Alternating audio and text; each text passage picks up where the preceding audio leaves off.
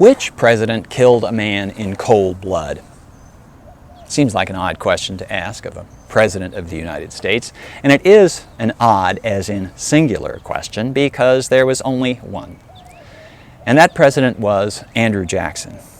And the fact that he did kill the man, a guy named Charles Dickinson, and still got elected president of the United States, tells a lot about Andrew Jackson and about politics during his day. Now, a reminder that he killed the man years before he became president. No president has killed anybody while in the White House. Well, except for presidents who engage in covert operations and sort of kill foreign nationals or terrorists.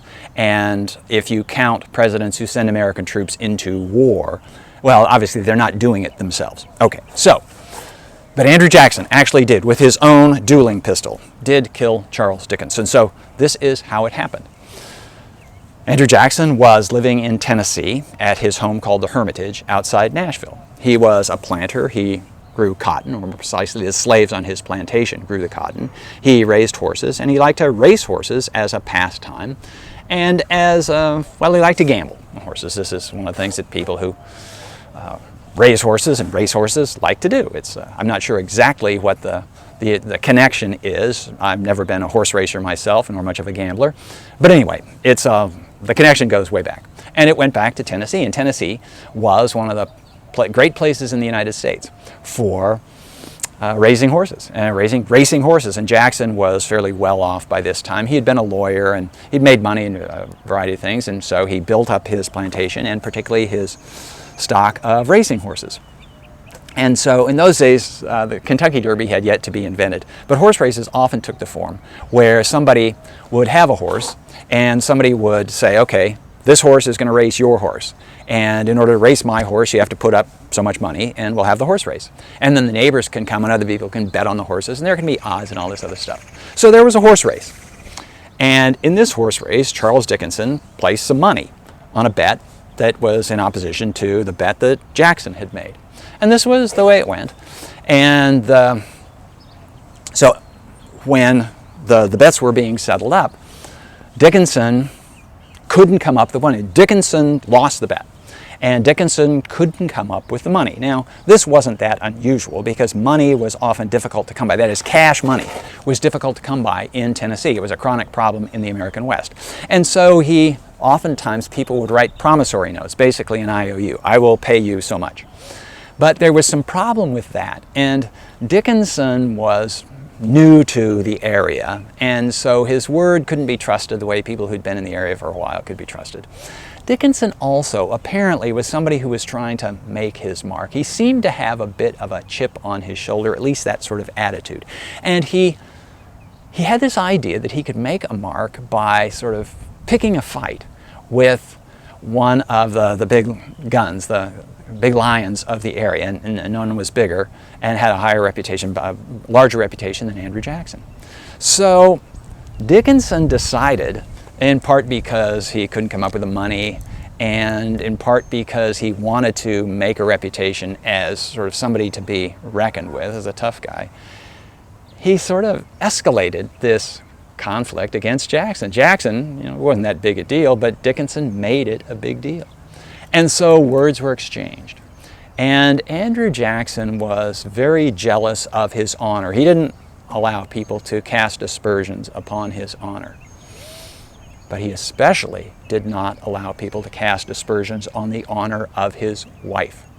Rachel Jackson was the love of his life, and anybody who insulted Rachel or even sort of looked sideways at anything regarding Rachel would incur the enmity, the wrath of Andrew Jackson. And people who knew Jackson knew that he was kind of this volatile guy. His voice would get loud, and his face would get flushed, and his arms would fly around when he got upset. But they knew something else about him, that when he got really upset, when somebody had crossed a line, then all of a sudden Andrew Jackson got quiet. And the impression was he got as quiet as death. Well, anyway, in this argument with Charles Dickinson, apparently Dickinson he must have said something that crossed that line with Jackson. And probably Well, Dickinson was new to the area, but he knew that there were some questions regarding Jackson's marriage to Rachel, because Rachel had been married before, but had her divorce, had the divorce become final before she and Jackson got married. And so Dickinson apparently said something that raised this very sensitive issue in Jackson, and that seemed to dishonor Rachel. And those people who were observing, Jackson had been flushed, he'd been angry, and all of a sudden he grew quiet as death. And people knew that satisfaction would be demanded. And in those days in Tennessee, satisfaction meant we're going to have a duel. You insulted my wife, you're going to pay with your life if I have anything to do with it. And so he insisted on a duel. And Dickinson, who was a pretty good shot, it seems as though he may have been spoiling actually to prompt this duel. Because if he duels with Andrew Jackson, and especially if he beats Andrew Jackson, then all of a sudden he's kind of the top gun in town. So they have a duel. Now, dueling was technically illegal. It was frowned upon. But it was kind of frowned upon, and it was kind of illegal in the sense that it's illegal to drive over the speed limit on interstate freeways. And okay, people do it. But in this case, in order to avoid the authorities in Tennessee, they rode north into Kentucky, where it was also illegal in Kentucky, but if you get across the line into Kentucky, then the Tennessee authorities can't chase you there because it didn't happen in Kentucky. And then if you come back after the duel, then the Kentucky authorities, they don't have a lot of incentive to chase you down for something as minor in their thinking, and the thinking of Westerners in those days, as a duel. So the duel takes place. And the duel was kind of unusual in that, the typical rules of dueling. So they have these dueling pistols, and they're going to agree to pace off to, I think it was 10 paces for this duel, so they pace them off. And then the seconds, the assistants on each side, one of them says, okay, ready, fire. And at that point, either side is allowed to fire. And you can fire right away, or you can wait until the other side fires and you can take your shot. Now, in those days, dueling pistols, they were these smooth bore things that weren't very accurate, and the muzzles, the barrels are pretty short. So at 30 feet, which is the distance they're apart, the chances of shooting somebody and immediately killing him are relatively small. You have to hit him in the brain, but it was considered bad form to shoot somebody in the head because it really messed him up for the funeral. So you'd aim for the heart. And hitting somebody in the heart, the heart's about this big, and from 30 feet, unless you're a really good shot, chances of hitting them are not that good. So there was these two theories of dueling, the way you'd approach a duel. And one version was, if you're really confident that you can hit the heart, then you fire first, just ready, fire, boom. And if you hit the other guy in the heart, then the person drops dead and you're done. You win the duel and your life is safe. If you're not so confident in your ability to hit that small target, the heart, then what you do is you wait. And you hope that your opponent, firing first, misses your heart. And if the opponent misses your heart, maybe the opponent hits you in the shoulder, or maybe they miss entirely. That does happen. Then what you do is you take aim, and you don't aim for the heart, you aim for the gut. Because if you hit somebody in the gut, then you'll basically infect their blood and they'll die of the infection within a short time, within a day or two. Or maybe you'll hit an artery and they'll bleed out. But they won't die at once, but they'll die for certain. So this is the situation. Dickinson is one who is really confident that he can hit this small target. So as soon as the second says fire, Dickinson goes bang and shoots at Jackson. And Jackson doesn't move. He doesn't fall. Apparently he's not been hit. And Dickinson is stunned by this. Oh my God, what happened?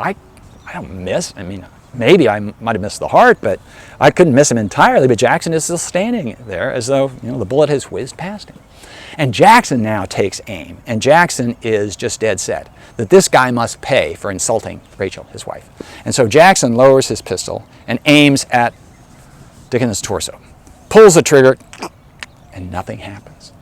And Dickinson is, oh my gosh, boy, dodged that bullet, so to speak.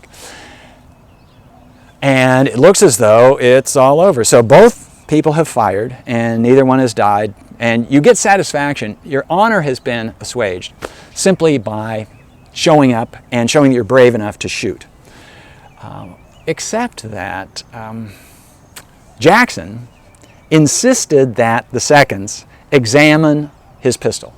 Why did his pistol not fire? And there were these rules for dueling.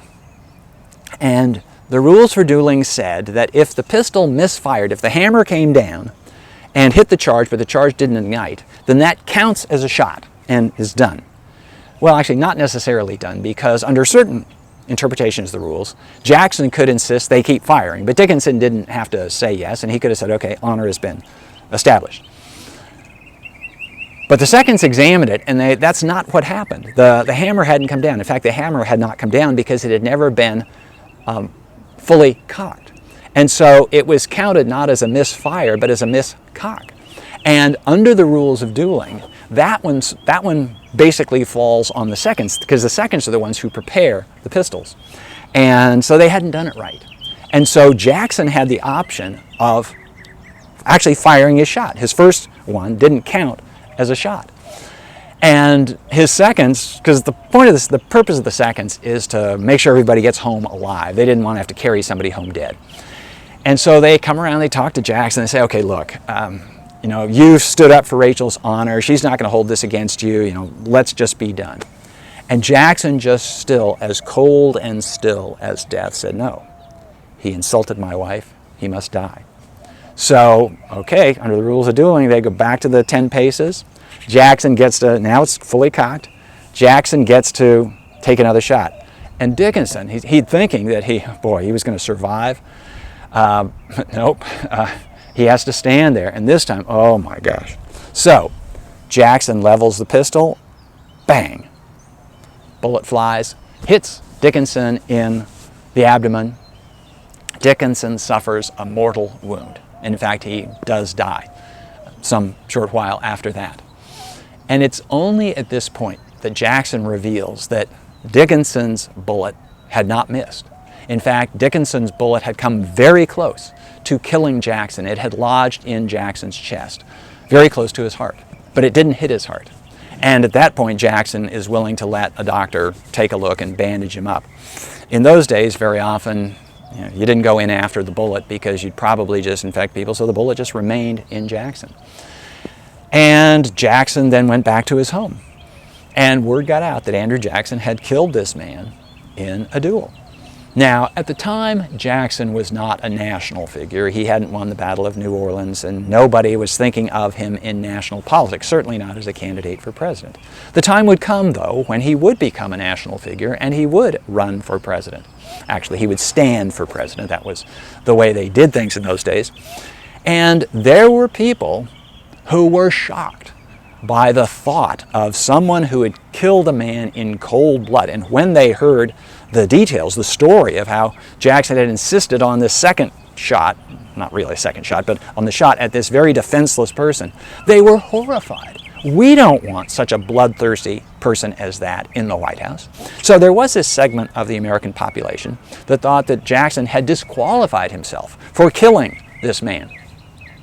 But crucially, there was a larger portion of the population, including lots of people from the West, including lots of people who thought that Dickinson deserved to die because he had insulted, apparently, Andrew Jackson's wife, who held Jackson's dual killing of Dickinson as a mark of Jackson's honor. This is a good thing.